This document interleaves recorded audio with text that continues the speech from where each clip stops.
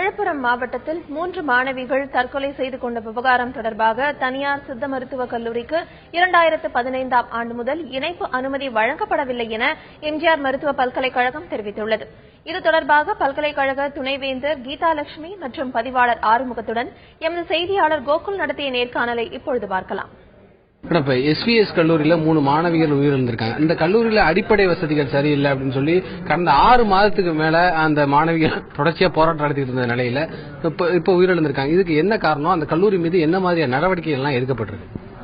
இப்போ இந்த கம்ப்ளைண்ட் வந்த தொட்டு ஏற்கனவே வந்த தொட்டு நாங்க அதுக்கு தமிழ்நாடு மருத்துவ பல்கலைக்கழகம் அந்த எஸ்விஎஸ் காலேஜுக்கு அஃபிலியேஷனே கொடுக்கல, இந்த வருடத்துக்கு கொடுக்கல. வெப்சைட்லயும் போட்டிருக்கோம் இந்த மாதிரி பப்ளிக்காக இந்த அஃபிலியேஷன் ஆகல அது அப்படின்னு சொல்லியும் நாங்க வெப்சைட்ல போட்டிருக்கோம். இதுக்கு மேல நடவடிக்கையும் எடுத்திருக்கிறோம். என்னன்னா இந்த மாதிரி உங்களோட வசதிகள் இல்ல, நீங்க அதை ரெக்டிஃபை பண்ணாதான் நாங்க அஃபிலியேஷன் கொடுப்போம்ன்றது நாங்க அவங்களுக்கு தெரிவித்து இருக்கிறோம்.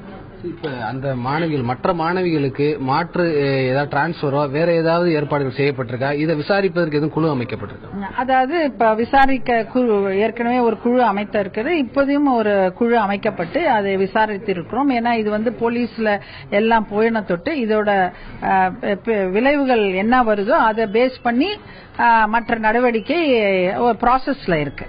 மாணவிகளுக்கு மாற்று ஏற்பாடு என்ன மாதிரியான ஏற்பாடுகள் செய்யப்படும்? சென்ட்ரல் கவுன்சில் ஆஃப் ஹோமியோபதின்னு இருக்கு.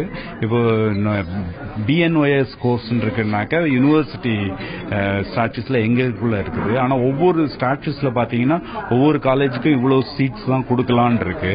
ஸோ அந்த சீட்டுக்குள்ளார இவங்களை எப்படி ரீடிஸ்ட்ரிபியூட் பண்ணிப்போங்கிறத we will sit together and through appropriate authorities we will distribute.